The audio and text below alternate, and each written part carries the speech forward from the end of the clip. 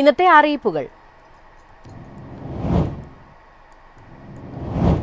KSRTC station master ഓഫീസുകളിലെ land ഫോണുകൾക്ക് പകരം mobile ഫോണുകൾ വരുന്നു. പൊതുജനങ്ങൾക്ക് അന്വേഷണങ്ങൾക്കും സംശയങ്ങൾക്കും ഇനി പുതിയ മൊബൈൽ നമ്പറിൽ വിളിക്കാം. എൻക്വയറി കൗണ്ടറിലേക്ക് വിളിച്ചാൽ പലപ്പോഴും ഫോൺ എടുക്കുന്നില്ലെന്ന പരാതി ഉയർന്ന സാഹചര്യത്തിലാണ് മൊബൈൽ ഫോൺ അനുവദിക്കുന്നത്. സ്റ്റേഷൻ മാസ്റ്റർ ഓഫീസുകളിലെ നിലവിലുള്ള ലാൻഡ് ഫോണുകൾ ജൂലൈ 1 മുതൽ പിൻവലിക്കും. പകരം എല്ലാ സ്റ്റേഷൻ മാസ്റ്റർ ഓഫീസുകളിലും ഈ ആവശ്യത്തിനായി മൊബൈൽ ഫോണും ഔദ്യോഗിക സിമ്മും നൽകും. ഈ മൊബൈൽ നമ്പർ പൊതുജനങ്ങൾക്കായി പ്രദർശിപ്പിക്കണമെന്നും KSRTCയുടെ ഉത്തരവിൽ പറയുന്നു. അന്വേഷണങ്ങൾക്കും സംശയങ്ങൾക്കും പൊതുജനങ്ങൾക്ക് പുതിയ മൊബൈൽ നമ്പറിൽ വിളിക്കാം. പൊതുജനങ്ങളുടെ അന്വേഷണങ്ങൾക്ക് സ്റ്റേഷൻ മാസ്റ്റർ മറുപടി നൽകുകയും ചെയ്യും.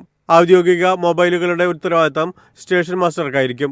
അന്വേഷണങ്ങളും അടിയന്തര കാര്യങ്ങളും ഏത് സമയത്തും പരിഹരിക്കാൻ കഴിയുമെന്ന് ഉറപ്പാക്കിക്കൊണ്ട് ഫോൺ 24 മണിക്കൂറും ലഭ്യമാകും. News desk MyFin TV.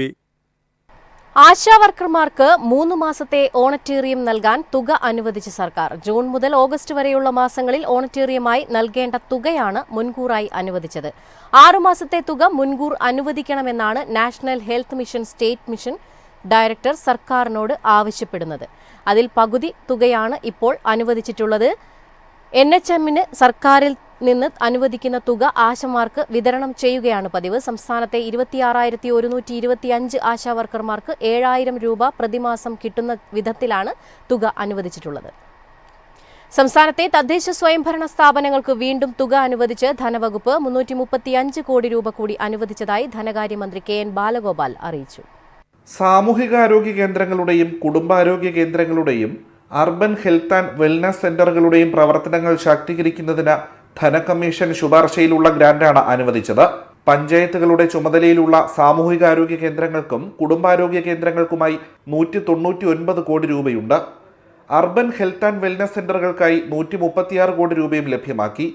ഈ സാമ്പത്തിക വർഷം ഇതിനകം 4,386 കോടി രൂപയാണ് തദ്ദേശ സ്ഥാപനങ്ങൾക്കായി സർക്കാർ അനുവദിച്ചത്. വികസന ഫണ്ടിന്റെ 1ാം ഗഡുവായി 2,150 കോടി രൂപ, ഉപാധിരഹിത ഫണ്ട് 78 കോടി രൂപ, മെയിൻ്റനൻസ് ഫണ്ടിന്റെ ആദ്യ ഗഡു 1,396 കോടി രൂപ, ജനറൽ പർപ്പസ് ഫണ്ടിന്റെ 2 ഗഡുക്കൾ 427 കോടി രൂപയും നേരത്തെ നൽകിയിരുന്നു.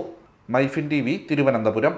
തിരുവനന്തപുരം മോഡൽ ജില്ലാ എംപ്ലോയ്മെന്റ് എക്സ്ചേഞ്ചിന്റെ ആഭിമുഖ്യത്തിൽ ജൂൺ 29-ന് തൊഴിൽമേള സംഘടിപ്പിക്കുന്നു. തിരുവനന്തപുരം ജില്ലയിലെ സ്വകാര്യ മേഖലയിലെ പ്രമുഖ തൊഴിൽദായകരെയും നിരവധി ഉദ്യോഗാർത്ഥികളെയും പങ്കെടുപ്പിച്ച് നടത്തുന്ന തൊഴിൽമേള വട്ടിയൂർക്കാവ് സെൻട്രൽ പോളിടെക്നിക് കോളേജിലാണ് നടക്കുന്നത്.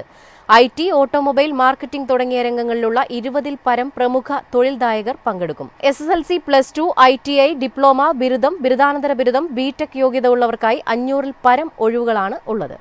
ന്യൂനമർദ്ദത്തിന്റെയും ചക്രവാത ചുഴിയുടെയും സ്വാധീന ഫലമായി സംസ്ഥാനത്ത് അടുത്ത 5 ദിവസം മഴയ്ക്ക് സാധ്യതയെന്ന് കാലാവസ്ഥാ നിരീക്ഷണ കേന്ദ്രം അറിയിച്ചു. 27 വരെ ഒറ്റപ്പെട്ട ശക്തമായ മഴയ്ക്കാണ് സാധ്യത.